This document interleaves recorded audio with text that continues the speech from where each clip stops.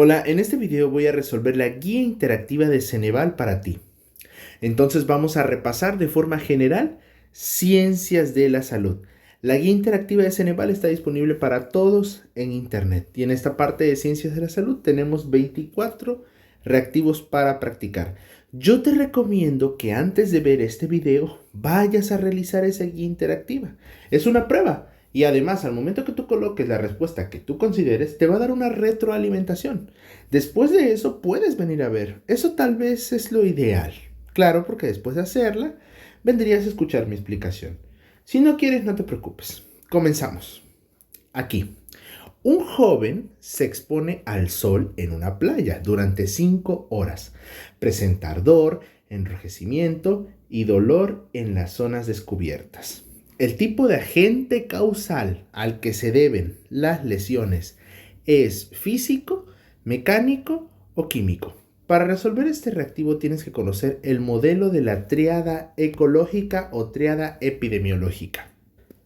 Este modelo es para analizar enfermedades transmisibles y no transmisibles. Aquí analizamos la relación que existe entre el agente o agente causal, el huésped y el ambiente, porque estos tres, al momento que se relacionan, son los que entonces determinan la enfermedad. Dependiendo de las características que se tengan, es la enfermedad que se va a analizar. Vamos a empezar con el agente. El agente pueden ser microorganismos o sustancias capaces de hacer daño, capaces de desarrollar enfermedades. Y hay tipos de agentes causales. Se dividen en biológicos y no biológicos. Esto es muy importante que lo sepas.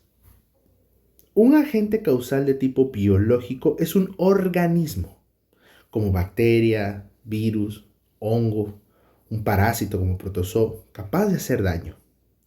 Estos son los principales. Aparte, estos producen sustancias que también significan una amenaza para la salud humana. Y ahí es donde entran temas en específico de la patogenicidad, por ejemplo, de las bacterias o temas como la mutación de los virus. Son características de esos agentes causales biológicos. Los no biológicos se dividen en físicos y químicos. Los químicos, los químicos son sustancias. Cuando ingresan al organismo realizan un daño. Puede ser un veneno o puede ser un medicamento como tal, un fármaco, un insecticida. Claro que sí, en estos casos depende de la dosis, porque en la dosis está el veneno. ¿Ok? Un fármaco, por ejemplo, en cantidades inadecuadas que no estableció un profesional de la salud puede ser un veneno. Ahora, en el caso de los agentes físicos, son formas de energía que están presentes en el ambiente y que cuando se tiene un potencial mayor de estos, cuando el organismo entonces no lo soporta es cuando ocurre el daño y se dividen en naturales y accidentales. Por ejemplo, la temperatura, el calor del sol, claro. ¿Lo pueden tomar como radiación también? Sí, está bien. Como es el caso de este reactivo, del joven que pues lo quemó el sol por exponerse durante 5 horas. Claro, sería de este tipo.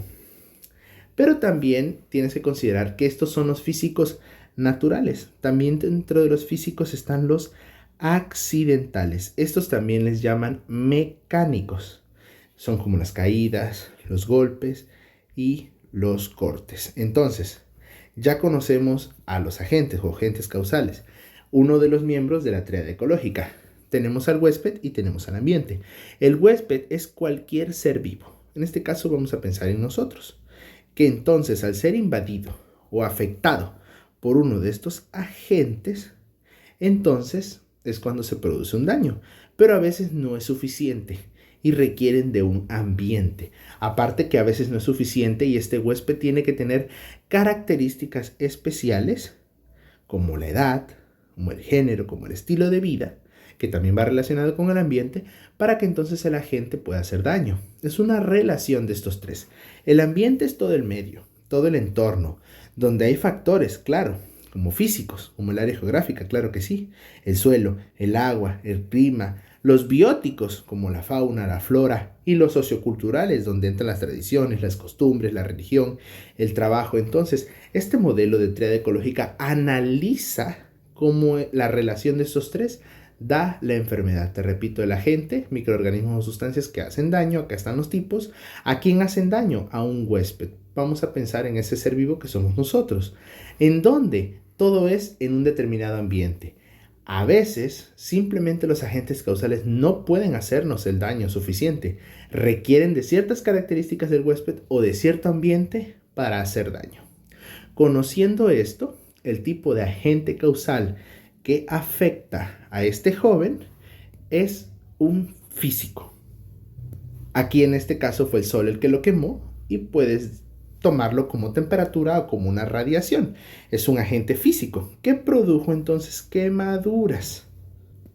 No es mecánico, porque aquí no tiene nada que ver con una lesión de algún golpe, ni tampoco es químico, porque aquí no hay ninguna sustancia. Pasamos entonces con el siguiente reactivo. Un individuo dice que tiene dolor de cabeza persistente. ¿Con qué término técnico de ciencias de la salud el médico debe describir el síntoma? ¿Cuál es ese síntoma que se va a describir? Dolor de cabeza. En muchos casos, simplemente al dolor de cabeza se le dice cefalea, pero no lo tenemos en las opciones. Entonces, para eso te he traído esta tablita para que aparte de los que aparecen aquí, vayas conociendo entonces los términos médicos. Están ordenados en orden alfabético. Un antipirético es un medicamento que combate la fiebre. La bradipnea es una lentitud de movimientos respiratorios. La cefalea es dolor de cabeza, pero también se le puede decir cefalalgia. Esa es la respuesta correcta. Y tenemos otros términos, como la cervicalgia, que es dolor en las vértebras, en específico en las del cuello. Tenemos también la miodinia, que es dolor muscular, y neuralgia, que es dolor en un nervio. Entonces, primera, cervicalgia. Esto es dolor. ¿En dónde? En las vértebras del cuello. Esa no es. De ahí, cefalalgia. Claro que sí, la cefalalgia significa dolor de cabeza. También le puedes decir cefalea. Y el último, neuralgia, pues no es porque significa dolor en un nervio. Pasamos con el siguiente reactivo. ¿A qué estructura corresponde el órgano señalado en el esquema? Aquí tenemos el aparato urinario. Mira, estos son los riñones. Bueno, aquí hay que identificar. Mira, aquí hay unas costillas, aquí están los riñones. Estas son las glándulas suprarrenales. Mira, aquí tenemos los uréteres. Acá tenemos la vejiga. Aquí hay un esfínter. Y de ahí sigue la uretra. Así es como tienes que llegar rápidamente a la respuesta. Acá te he traído otra imagen del aparato urinario. El aparato urinario, te repito, está compuesto por dos riñones. La unidad funcional de los riñones es la nefrona, y entonces es gracias a las nefronas que se realiza la ultrafiltración y la reabsorción. Entonces se crea la orina. De ahí, los dos uréteres van a transportar esa orina desde los riñones hasta la vejiga. La vejiga es una bolsa que funciona como almacén de esa orina.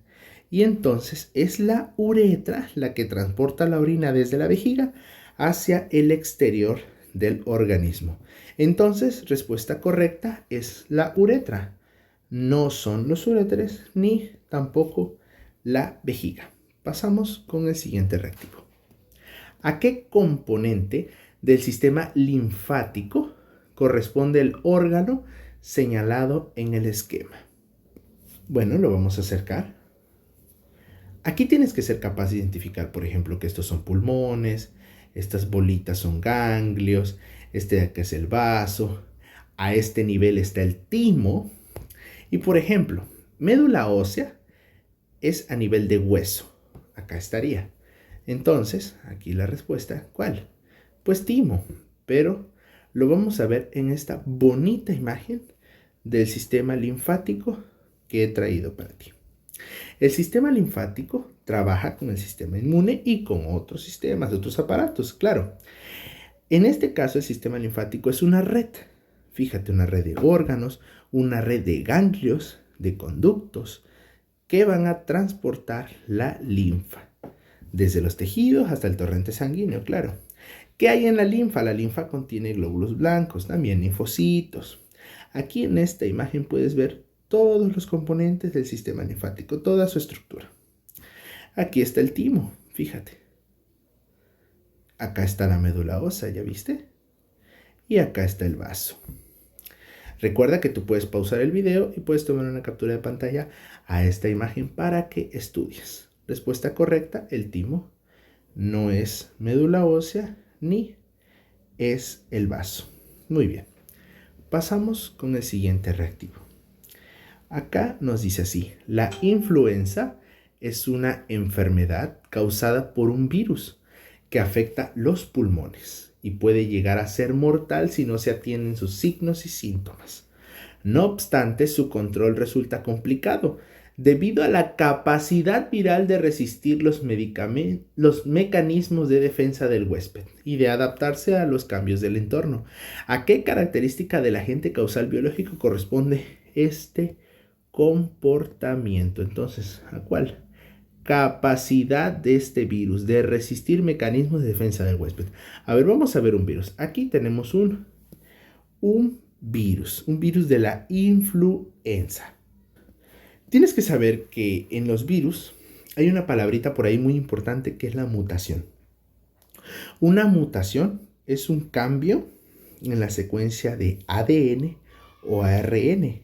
Y ya que tienes que saber que cada vez que los virus se van replicando, o sea, van a hacer copias de sí mismos, porque tienes que saber que los virus son parásitos de las células. Son parásitos de las células. Van, atacan a las células, se meten, ocupan los organelos de las células para replicarse, para sacar varias copias de ellos mismos. Entonces, como sacan copias de sus secuencias genéticas, transmiten su información a todas sus copias. Entonces, pueden pasar en esas copias errores, pero aparte de errores también puede ser que pasen novedades. En general, los errores que transmiten no importan, pero en algunas ocasiones los virus mutan. Entonces, en esas copias, la mutación fue positiva porque es algo novedoso. Puede ser una capacidad de adaptarse o una mejor capacidad de replicarse. Cuando un virus muta, entonces se están favoreciendo a las copias que lo pueden hacer más resistente o incluso pueden aumentar la patogenicidad, otra palabra que aparece por aquí. Entonces, aquí estas mejoras, que es resistir a los mecanismos de defensa y de adaptarse a los cambios, pertenecen a la mutación. Esa es la respuesta correcta. Inmunogenicidad no es, eso tiene que ver más con cualquier sustancia que active el sistema inmune, y patogenicidad tampoco es, porque simplemente la patogenicidad es una característica para producir enfermedad, es una característica de un agente. Y claro, dentro de las mutaciones puede ser que el virus aumente su patogenicidad. Repito, patogenicidad solamente es capacidad de hacer daño, producir enfermedad. Claro, que pueden tener las bacterias, virus, parásitos. ¿Mutación qué es? Te lo vuelvo a decir para que lo anotes, muy importante. Es una alteración que se va transmitiendo a todas las copias de los virus, y en este caso las mutaciones son mejoras, adaptaciones como esta. Resistir mecanismos de defensa. Esa es la respuesta correcta. Pasamos con el siguiente reactivo, que dice así: ¿qué órgano interviene en la producción y liberación de los líquidos biliares? Y entonces nos tenemos que ir al aparato digestivo y nos vamos a centrar en esta parte. Y aquí te voy a dar una explicación rapidita y sencilla para que te quede claro.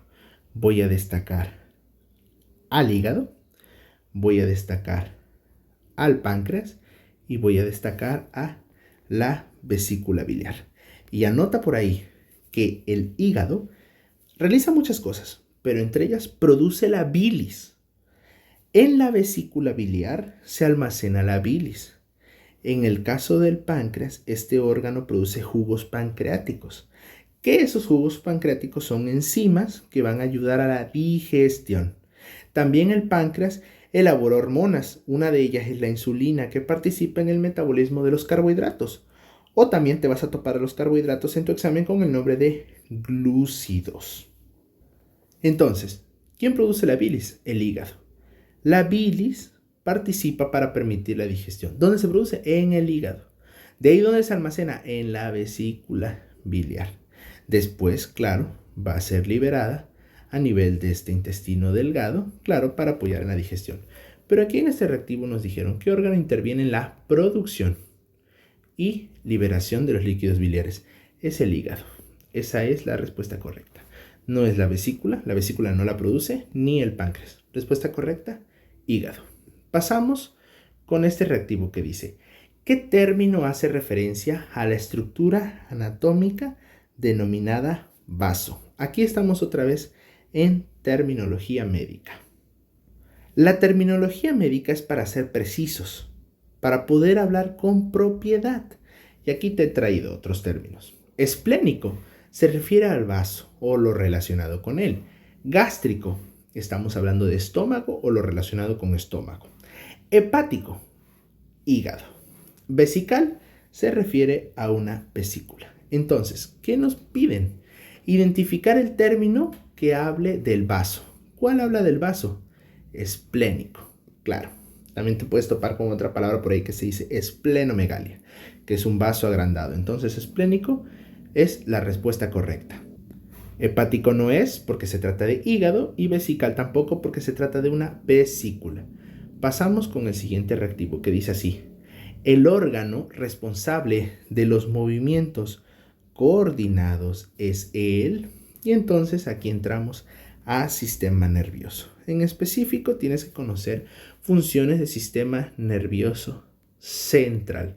Y aquí te he preparado esta tablita con el órgano y su función. Por ejemplo, el cerebro regula los procesos de los órganos del cuerpo y se encarga de la sensibilidad. El mesencéfalo, vamos a acercarlo, está por acá, fíjate, el mesencéfalo, puente de Barolio, el bulbo raquídeo, cerebelo y también tenemos médula espinal, ¿ok? Mesencéfalo coordina todos los mensajes que llegan al cerebro y los que salen hacia la médula espinal. Puente de Barolio, control de funciones sensitivas y motoras de la cara. Bulbo raquídeo controla las actividades cardíacas, los reflejos de la tos, el vómito, la deglución.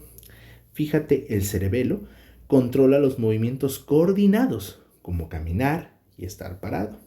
Y la médula espinal conecta el cerebro con los nervios de la mayor parte del cuerpo. Entonces, ya que conoces las funciones, fíjate que te piden el órgano responsable de los movimientos coordinados. Ese es el cerebelo. Esa es la respuesta correcta. El cerebelo es el responsable de los movimientos coordinados. No es el cerebro ni el bulbo raquídeo. Recuerda que el cerebro se encarga de procesos de órganos y sensibilidad en general. Y el bulbo raquídeo, algunos reflejos como la tos y el vómito. ¿Sale? Respuesta correcta aquí, movimientos coordinados, cerebelo. Y aquí tienes esta tablita. Muy importante, tú puedes pausar el video en cualquier momento y puedes copiar esta tablita o sacarle una captura de pantalla. Yo te recomiendo que pauses el video y la copies. Es mejor, vas a tardar más, pero ya estás estudiando más a fondo. Pasamos con el siguiente reactivo. Un individuo que tiene un empleo para continuar con su carrera de mantenimiento industrial se enfrenta a problemas de traslado, pues el tiempo libre con el que cuenta es muy limitado y se le complica volver a casa a alimentarse sin prisas. Recientemente compró una moto para facilitar su rutina. Al conducirla guarda el límite de velocidad, pero sigue contando con pocos minutos para comer antes de dirigirse a la escuela. Identifique el accidente al que predispone la situación descrita. Este tema es el de factores de riesgo en accidentes y vamos a destacar puntos importantes. Y ahorita rapidito te voy a explicar lo de hogar, escolar y laboral. Fíjate que nos dicen, tiene problemas de traslado. Ok. Fíjate que se le complica volver a casa. Fíjate, a alimentarse sin prisa, o sea, come rapidísimo. Entonces, fíjate, sigue contando con pocos minutos para comer antes de dirigirse. Ok, tiene problemas principalmente con el tiempo. Se le complica volver a casa, tiene problemas con el traslado. tiene estos problemas. Y entonces el accidente al que predispone es uno de tipo de hogar. Fíjate que aquí directamente tienes que relacionar cada uno con la palabra que te dice. Laboral no es, porque laboral es un accidente que ocurra, que le pasa al trabajador, consecuencia entonces de su trabajo. Estamos en laboral, es del trabajo. Puede ser algo que le ocurra por lo que realiza en su trabajo o lo que le esté pasando directamente en el trabajo. Es laboral. No es escolar tampoco, porque escolar es un problema, una lesión, un daño que ocurra dentro de las actividades escolares. Fíjate cómo. Laboral no es porque es un daño dentro de las actividades laborales. Escolar no es porque es dentro de las actividades en la escuela. Pero es hogar. ¿Por qué? Porque tiene problemas de su traslado, tiene problemas en su casa. Ahí ya no está en la escuela, ahí ya no está en el trabajo. Si tiene problemas para poder comer en su casa, eso es en su casa. Tiene problemas para llegar de traslado, eso sigue siendo en su casa. Es muy diferente a que digan, se lastimó en la sierra de su trabajo, eso sería laboral. O cayó de las escaleras de su escuela, eso sería escolar. Son diferentes. Aquí la respuesta es hogar. Un ejemplo rapidito. Se le complica volver a casa a alimentarse sin prisas. O sea, come con prisa. ¿Qué le puede pasar? Se puede ahogar, se puede atragantar. Entonces, eso es en el hogar. Es algo que ocurre que no estaba premeditado, va a suceder dentro de su casa o relacionado a su hogar. Puede ser por un descuido o en este caso una complicación relacionada con la falta de organización o la falta de planeación o del tiempo. Respuesta correcta, hogar. Pasamos ahora con este otro reactivo, que nos dice así: un asentamiento urbano con carencia de agua, drenaje y falta de vigilancia médica. ¿A qué factor de la tríada ecológica representa? ¿De qué nos hablan? Nos hablan de un asentamiento urbano con carencia de agua, drenaje y falta de vigilancia. Un asentamiento urbano. Nos vamos al modelo de tríada ecológica. El huésped es un ser vivo. Ok, el que puede ser afectado, el que puede ser invadido por un agente causal. ¿Cuáles son los agentes causales? Pues hay de varios tipos, claro. Puede ser un microorganismo, puede ser una sustancia. Esto, ni huésped ni agente, tiene que ver con el asentamiento urbano. La respuesta es el ambiente, y ahí lo tenemos. Esta es la respuesta correcta. No es huésped ni agente, es medio ambiente. ¿Qué es el medio ambiente?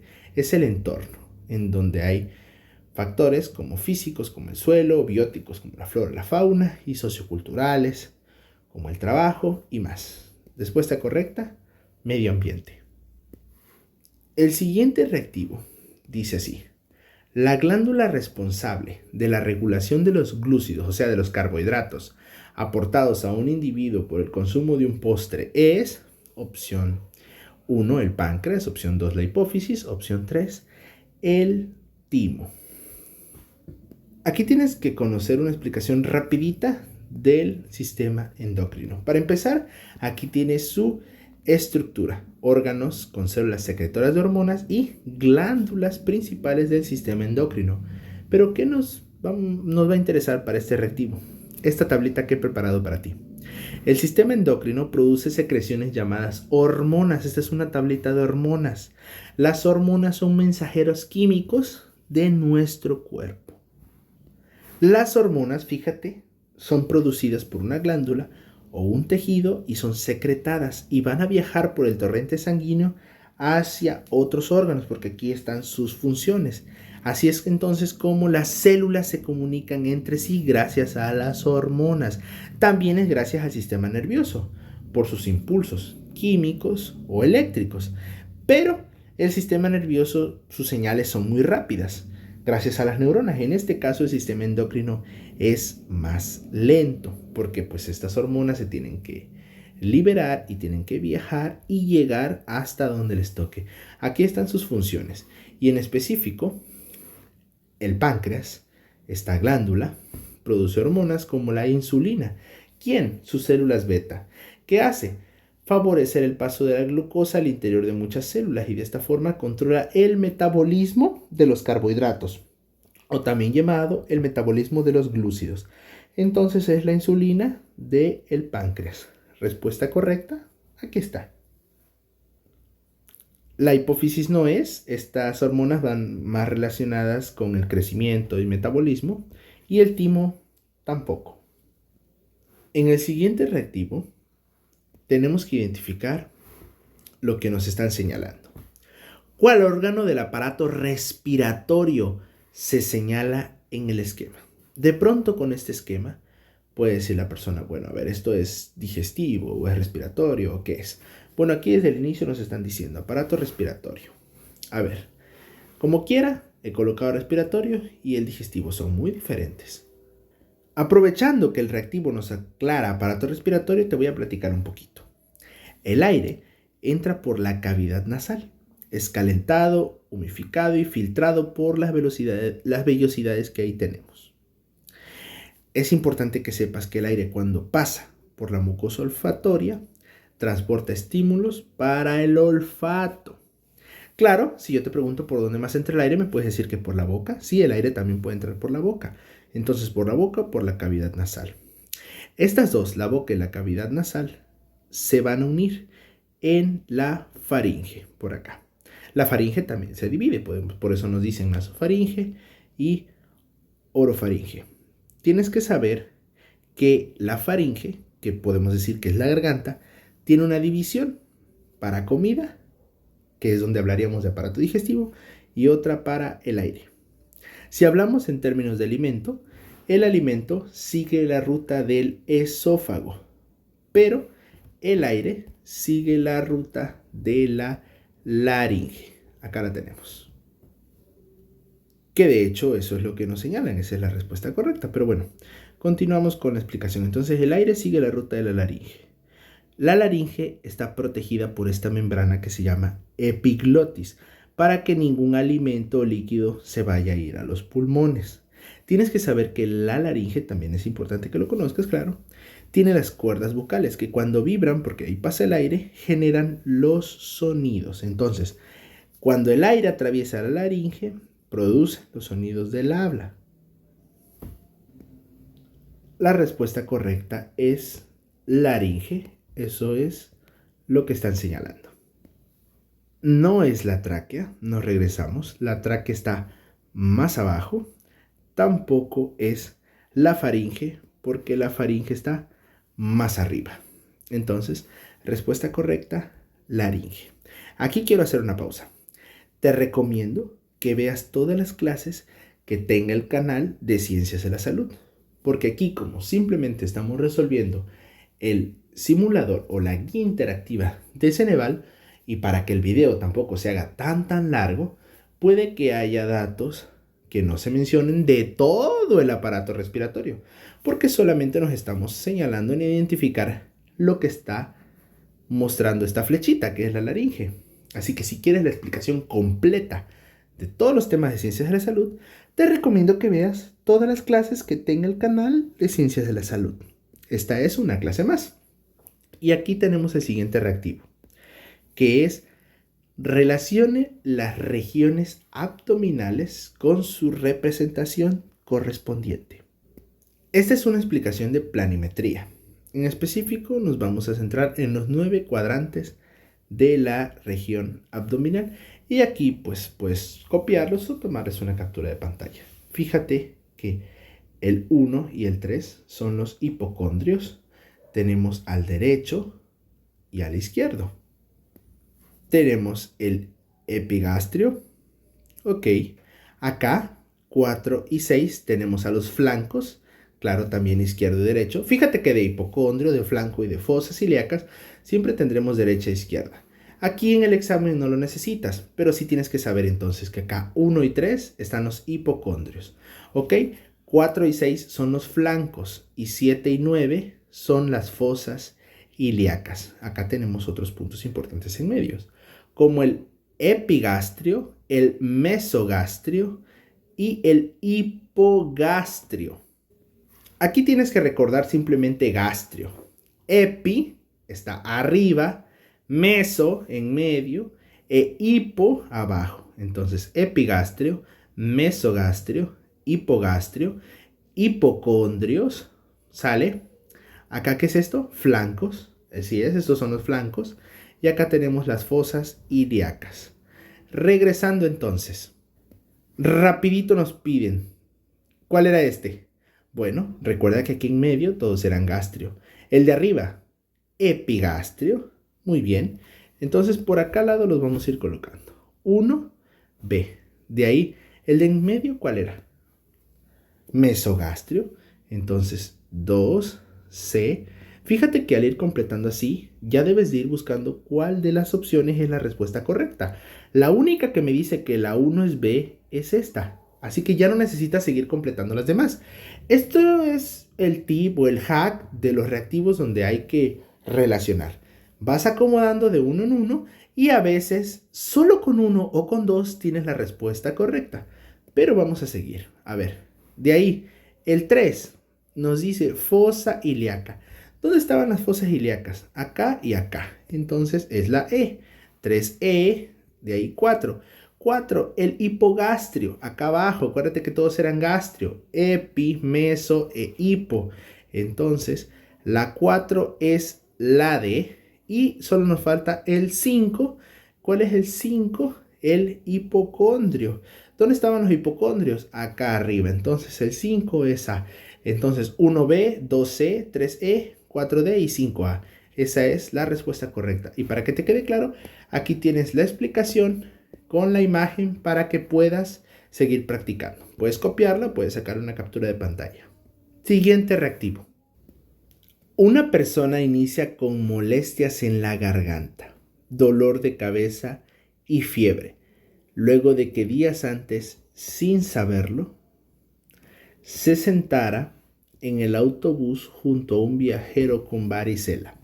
¿En cuál fase del periodo patogénico se encuentra? Cuando nos hablan de periodo patogénico, estamos en la historia natural de la enfermedad. Y aquí te he traído esta tablita con el modelo de la historia natural de la enfermedad y los niveles de prevención de Libel y Clark. Anota por ahí que la historia natural de la enfermedad es el curso de la enfermedad desde su inicio hasta su fin.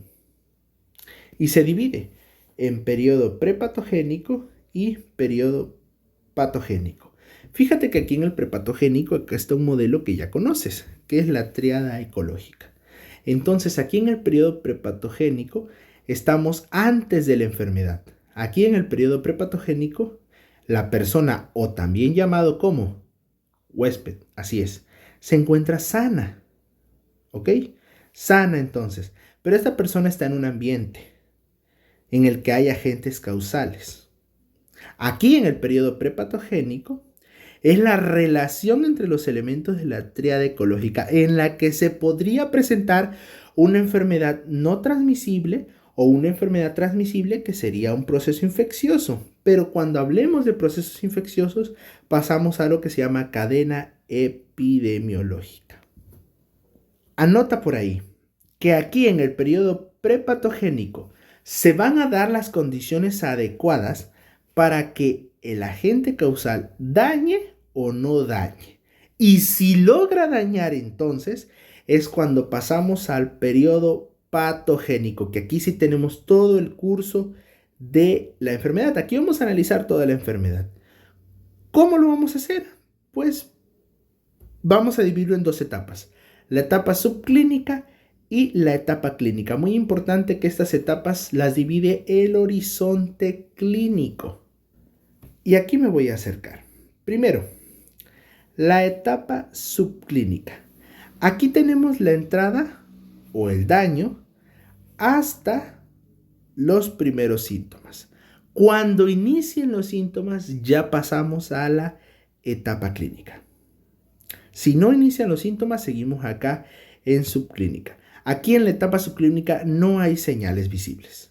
Sí hay cambios a nivel de los tejidos, pero todavía no hay manifestaciones como lo son los signos y los síntomas. ¿Cuánto tarda la etapa subclínica. ¿Cuánto tarda este periodo? Depende. Puede ser muy corto o muy largo. En las enfermedades infecciosas se llama periodo o etapa de incubación. Y en las enfermedades no infecciosas es la etapa de latencia. Cuando aparecen los primeros signos y síntomas, cuando aparecen las primeras manifestaciones, se denomina horizonte clínico. Y de ahí pasamos a la etapa clínica, que se divide en momento o etapa o periodo, como quieras decirle, prodrómico, clínico y de resolución. En el prodrómico las manifestaciones son generales, como la fiebre, en las que no se puede dar un diagnóstico exacto si solamente se tomara en cuenta esa manifestación. De ahí está el clínico, cuando ya aparecen signos y síntomas específicos de la enfermedad, lo que entonces va a facilitar su diagnóstico y manejo. Y entonces se pasa a la resolución. Aquí es la etapa final de la enfermedad, en la que se pueden conseguir 3 estados: la curación, un estado crónico o la muerte. Aquí la curación, pues es eso, que se consiga una cura totalmente. Un estado crónico es que no hay cura y la persona se va a quedar con la enfermedad. Y está la muerte. En el caso del crónico hay riesgo de secuelas, hay riesgo de complicaciones a la larga. En el caso de muerte, aquí el huésped no soportó y simplemente pues muere porque no soportó la enfermedad. A lo largo de toda la historia natural de la enfermedad están los niveles de prevención, pero eso te lo voy a explicar en el siguiente reactivo. Aquí nos quedamos con esto. Fíjate que esta persona tiene molestias en la garganta, dolor de cabeza y fiebre. Aquí tiene manifestaciones generales y están apareciendo los primeros síntomas y signos. Y entonces hablamos de un horizonte clínico. No es convalecencia. La convalecencia tiene que ver con la recuperación y tampoco es incubación. Ya te expliqué que el proceso de incubación está por acá. Eso tiene que ver con procesos infecciosos y tiene que ver con lo que va a tardar ese microorganismo para desarrollarse. Entonces, aquí respuesta correcta, horizonte clínico. Y nos vamos a este reactivo que dice así: ¿qué acción corresponde al nivel de prevención secundario de una enfermedad? Acá tenemos los niveles de prevención. Primer nivel o prevención primaria, segundo nivel o prevención secundaria y tercer nivel o prevención terciaria. Fíjate dónde están. Por ejemplo, el primer nivel se encuentra en el periodo prepatogénico. ¿Qué quiere decir esto? Que es antes de que la persona se enferme. Entonces aquí se van a realizar acciones para evitar que pase eso, para evitar que la persona se enferme. Todo el primer nivel o la prevención primaria se encarga de medidas orientadas para evitar la aparición de una enfermedad. Y se va a dividir en promoción a la salud y prevención específica. La promoción a la salud promueve una buena educación sanitaria, una buena alimentación, promueve el deporte, promueve la salud mental, la salud con la familia y todo lo relacionado para que la persona no se enferme, todo lo relacionado para educar. En el caso de la prevención específica, son acciones, como su nombre lo dice, específicas contra lo que se quiere evitar, como las campañas de vacunación, que son específicas contra un patógeno e igual se trata de prevención. De ahí tenemos el segundo nivel o prevención secundaria. Acá ya estamos con la enfermedad en el periodo patogénico. ¿Por qué estamos en el segundo nivel o prevención secundaria? Porque el primer nivel falló. Aquí falló la prevención primaria. Acá, el segundo nivel tiene una finalidad: establecer un diagnóstico. Aquí vamos a destacarlo. Establecer un diagnóstico y tratamiento oportuno para detener o evitar que avance el daño. Y en dado caso de que falle el segundo nivel, pasaríamos al tercer nivel o la prevención terciaria. Aquí estamos en el nivel de salud más alto y tratamos de mejorar la calidad de vida de las personas enfermas. Aquí lo que se busca es rescatar lo que se pueda, reducir secuelas o mejorar, repito, lo más que se pueda la calidad de vida de las personas. Regresando con este reactivo, aquí rápidamente tenemos ejemplos de los 3 niveles. El primero dice, implementación de campañas informativas.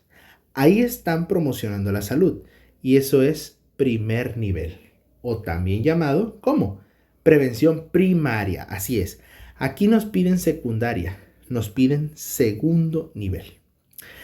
La segunda opción dice reintegración al ambiente laboral. Aquí estamos analizándolo de una manera como prevención terciaria o el tercer nivel, donde buscamos la mejor opción, buscamos rescatar lo que se pueda, buscamos mejorar la calidad de vida y aquí nos dicen reintegrar al ambiente laboral. Podría ser el caso de una persona que no podía trabajar, su calidad de vida era mala por su padecimiento y entonces en el tercer nivel, porque ya falló el primer nivel, ya falló el segundo nivel, entra el tercer nivel a mejorar la calidad de vida. Te expliqué que era el más alto en la salud y entonces podemos hacer una reintegración al ambiente laboral. ¿Por qué? Porque se está mejorando la calidad de vida. Probablemente esta persona, su padecimiento no lo dejaba caminar y es hasta el tercer nivel donde redujeron tal vez las secuelas o hicieron algo para que entonces se pudiera reintegrar al ambiente laboral. Pero estamos aquí en tercero. El de las campañas es primero. Y como ya destacamos, ya descartamos estas dos opciones, la respuesta correcta es esta. Y leyéndolo, claro que sí. Realizar pruebas de laboratorio. Recuerda que acá te destaqué que el segundo nivel o la prevención secundaria establece un diagnóstico oportuno, al igual que un tratamiento oportuno. ¿Y cómo se diagnostica? Con pruebas de laboratorios. Es cuando se realiza el diagnóstico confirmatorio, en algunos casos es temprano, y entonces se da el tratamiento adecuado para evitar complicaciones y entonces no llegar al tercer nivel.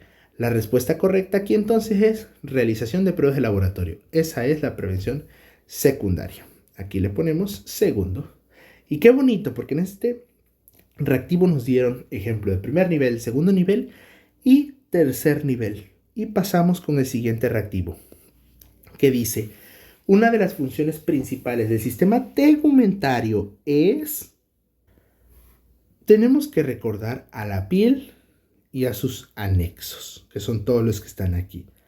Sus anexos, por ejemplo, son las glándulas, el pelo, las uñas.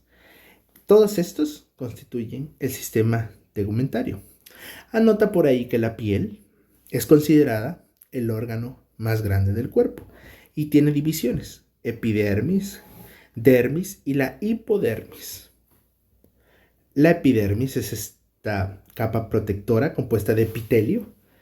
De ahí tenemos a la dermis, que es tejido conjuntivo, proporciona sostén, resistencia, le da el espesor a la piel.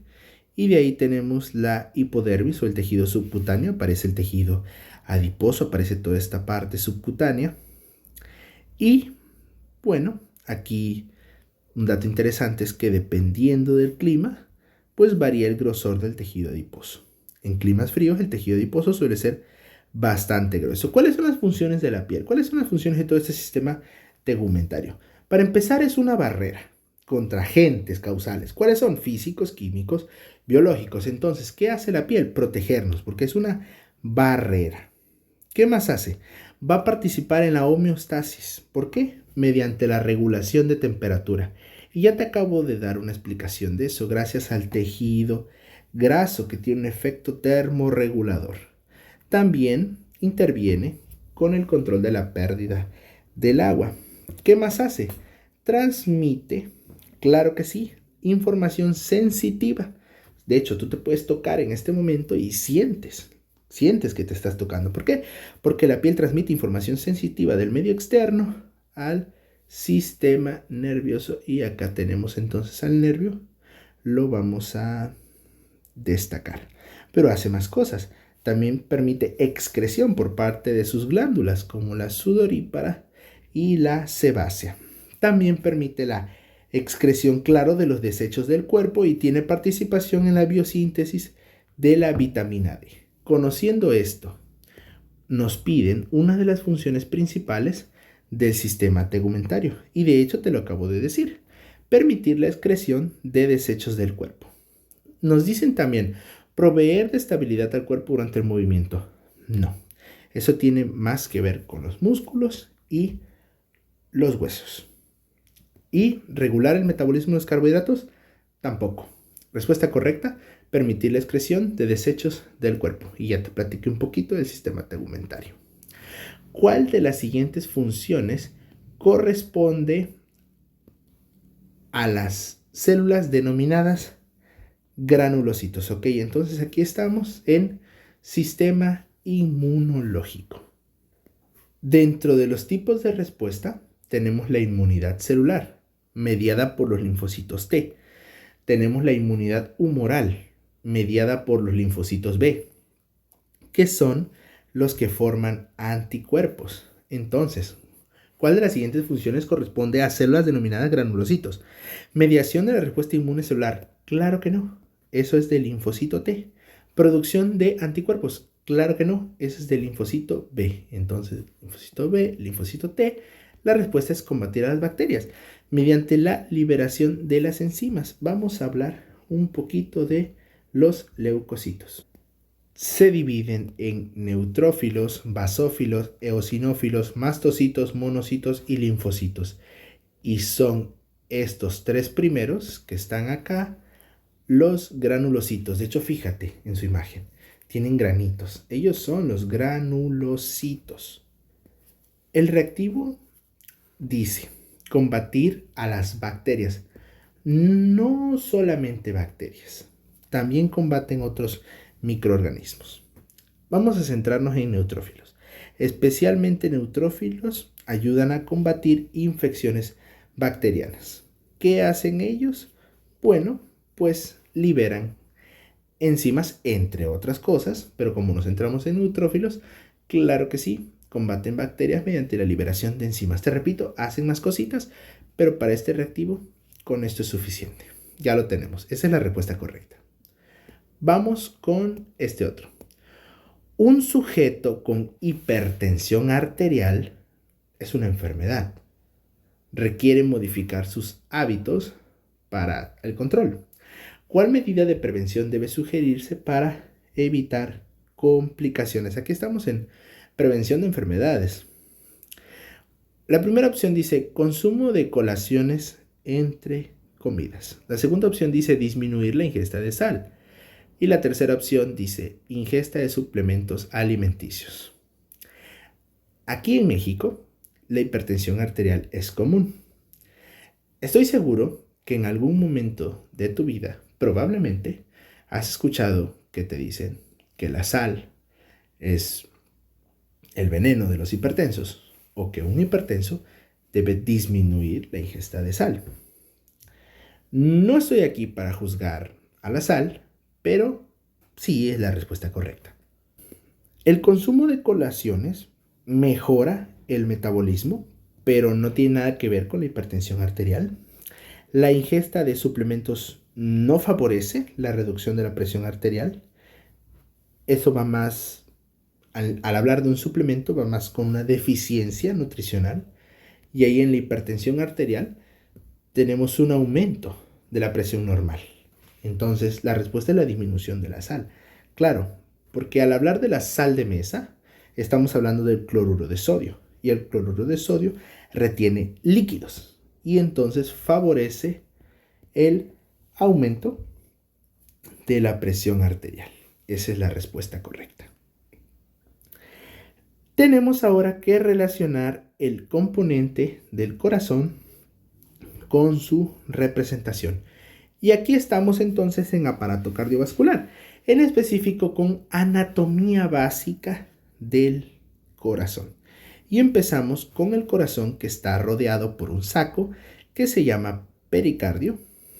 Y este pericardio contiene las partes iniciales o las partes finales de los grandes vasos. ¿Cuáles son? Pues estos como la vena cava y la aorta. Fíjate que el corazón tiene 4 cavidades. También les dicen 4 cámaras, pero yo te recomiendo que te grabes más el término cavidades.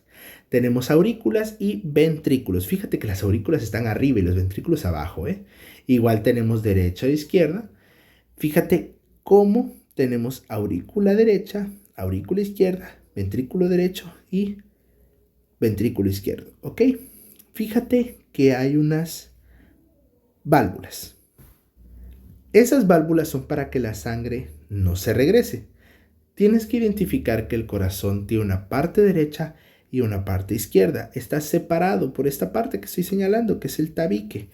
Y hay 2 tabiques, uno interauricular y otro interventricular. Este diagrama yo te recomiendo que lo dibujes. Anatomía básica del corazón. Es muy sencillo este reactivo. Nos piden simplemente la arteria aorta. Aquí la tenemos. Acá tenemos a una aurícula y acá tenemos a un ventrículo. Fíjate, acá están. De hecho, nos están mostrando esta aurícula derecha, ventrículo izquierdo. Claro que sí. Entonces, la 1 es la A. Y fíjate que me doy cuenta que solamente con eso ya llegamos a la respuesta correcta, ¿eh? Acá está. Muchos reactivos de este tipo se resuelven así. Solamente con 1 o 2 ya la tienes. Fíjate, nada más así. La 2, acá, bueno, acá está el 2, ventrículo izquierdo. Acá tenemos el ventrículo. Y las aurículas están arriba. Esta es la aurícula. La aurícula derecha es esta. Ver, vamos a completar. 1, 2 y 3. 1, arteria aorta. Acá está. 2, ventrículo izquierdo. El ventrículo izquierdo está abajo. Es la C. Y la aurícula derecha está arriba del ventrículo derecho. Y entonces es la B. Ahí está la respuesta correcta. Y acá lo tenemos. Aquí está. Maravilloso y sencillo para ti. Además con las otras partes, porque no son las únicas. Esta es anatomía básica del corazón. Pasamos con el siguiente reactivo que dice: un joven mantiene una dieta estricta basada en el consumo de una gran cantidad de frutas y verduras y evita los carbohidratos y grasas saturadas. Identifica el trastorno alimentario que propicia esta conducta. Aquí tienes 2 opciones. Recordar los trastornos alimentarios, no te preocupes, te he realizado una tablita para que los conozcas, o determinarlo con las características clínicas que te dan. Tenemos un joven que tiene una dieta estricta. Entonces sí come. Ya nada más con eso descartamos anorexia. Gran cantidad de frutas y verduras. Evita carbohidratos y grasas saturadas. Anorexia no es. En la anorexia o anorexia nerviosa hay un concepto alterado del cuerpo y por lo tanto se evita comer, no se come.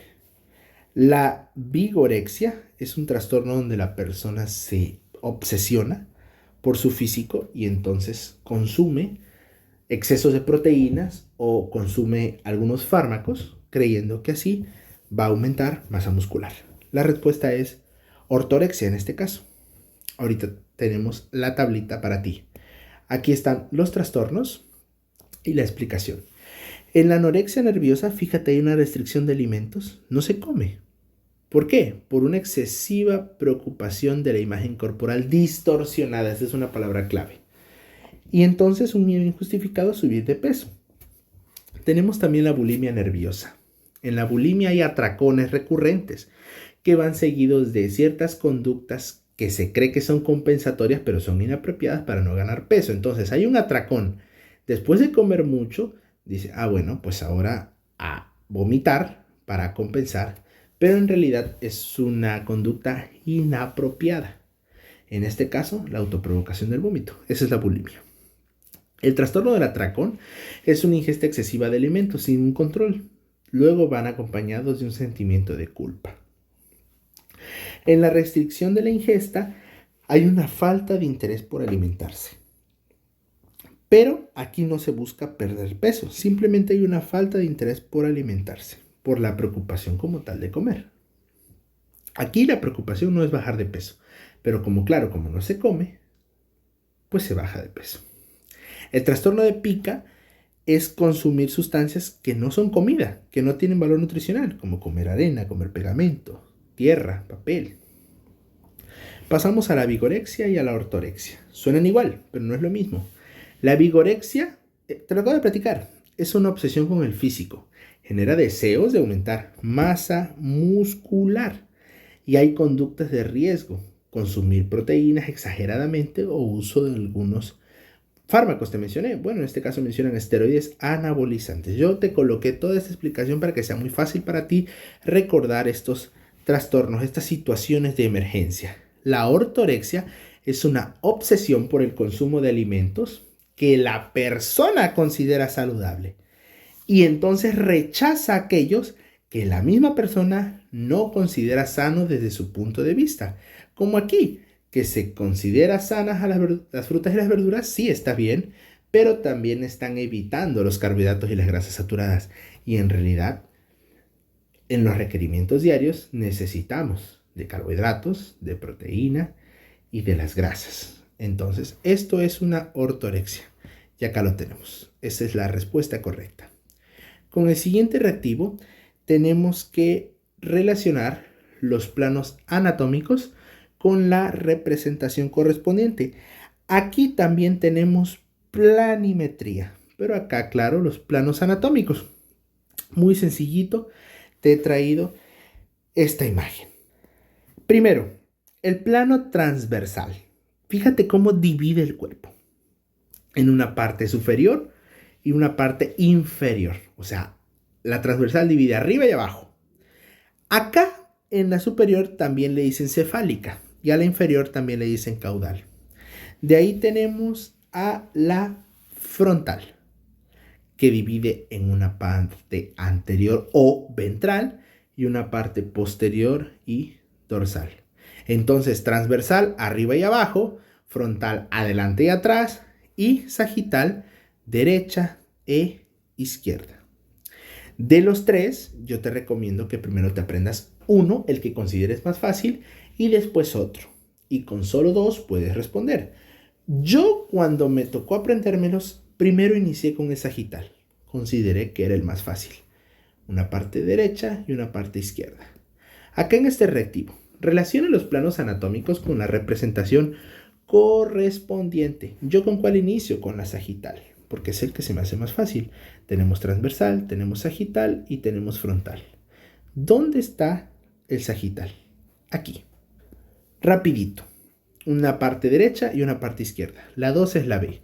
¿Será que con esto ya lo resolvimos? Pues, ¿qué crees? Que sí. Y aquí, imagínate que no conoces los otros. Solo con el sagital damos. No siempre es así. Por eso te dije, te prendes uno y luego otro.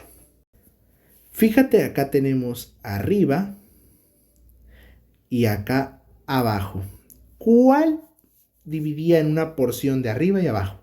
Claro, también te dije cefálica y caudal, o superior e inferior, ¿verdad? Bueno, pues se trataba del transversal. ¿Dónde está el transversal? Acá, 1C. Entonces es así, claro, claro que es así. Y al final nos queda que el 3 es A. El 3 frontal es A. ¿Es así? Claro que sí, porque el plano frontal divide en una parte anterior y otra posterior o ventral y dorsal. Eso es todo. Para que te quede claro, quédate con esta imagen. Es para ti. Y bueno, vamos a hacer algo. Dime en los comentarios cuál de los tres es más fácil para ti. Yo comienzo. Para mí es el sagital. Dime en los comentarios para ti cuál es el más sencillo. Ok, continuamos. Una persona acude al médico debido a que padece fiebre, diarrea, dolor abdominal y náuseas.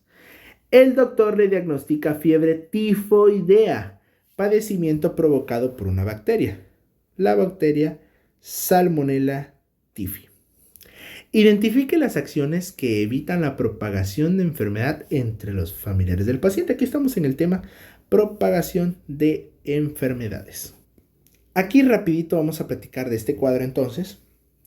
La Salmonella typhi se contagia por medio de alimentos o por medio de agua. Aquí pues es necesario que conozca la cadena epidemiológica, sus eslabones. Eso se trataría de un contacto indirecto. Esta bacteria no muere ventilando alimentos, como dice en unos casos.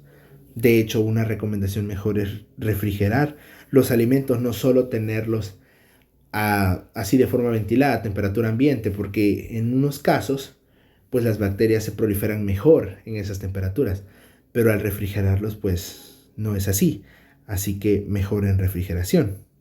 A ver, primera opción nos dice usar cubrebocas. Pues como tal, los cubrebocas se enfocan en las gotitas de flush. Eso ya te lo había platicado en otro video. En este caso, pues esta bacteria no se transmite así. La otra opción dice lavarse frecuentemente las manos. Eso está muy bien. Pero después dice conservar los alimentos ventilados. No. Mejor refrigerarlos. Refrigerar los alimentos y claro, también lavarse las manos y desinfectar espacios comunes. La respuesta correcta es esta. Aquí está. Eso es todo. Acá dice, el órgano en el que se lleva a cabo la fecundación del óvulo por parte del espermatozoide es la tuba uterina. Y acá tenemos el diagrama. La tuba uterina es el órgano que recibe el espermatozoide y ahí se lleva a cabo la fecundación. Esa es la respuesta correcta. Relacione el tipo de esqueleto con los huesos que lo conforman. Y este es el último reactivo de este video. Y te he traído el esqueleto axial y el esqueleto apendicular. De hecho, acá nos lo piden. Yo te recomiendo que primero te aprendas uno y luego otro. El que quieras. Fíjate, el apendicular tiene a los miembros superiores e inferiores, a la cintura escapular y a la cintura pélvica. En el caso del axial, fíjate. Bueno, te voy a contar que yo lo relaciono mucho con sistema nervioso. Siempre hago como una analogía. Aquí en el axial el central y acá en el apendicular el periférico. Y así me acuerdo rápidamente de todo el encéfalo y la médula espinal. ¿Cómo? Pues es que el axial tiene toda la cabeza, fíjate, acá están todas las vértebras, están las costillas. Fíjate en este reactivo. Nos dicen húmero, fíbula, costillas, los parietales. ¿Dónde están las costillas? Las costillas protegen la caja torácica. Son parte del axial. A ver, vamos a empezar. 1 y 2. El 1 es C. Lo vamos a poner por aquí. Yo considero que aquí son las más sencillas, las costillas. Y del apendicular, el que considero más sencillo es el húmero. Pero hay más. También la fíbula. Y bueno, en el caso de los parietales, son del axial. De hecho, nada más con el axial y costillas, teníamos que esta es la respuesta correcta. Bueno, eso es todo. Aquí termina ya mi explicación. Dime en los comentarios si te gustó o no este video. ¿Qué tal te pareció? Dime en los comentarios, ¿sale? Pues ha pasado ya 1 hora, pero lo he realizado con mucho cariño para ti. Este fue el repaso general de Ciencias de la Salud. ¿Cómo? Utilizando la guía interactiva o simulador de Ceneval para tu Exánidos. Nos vemos en algún otro video del canal. Hasta luego.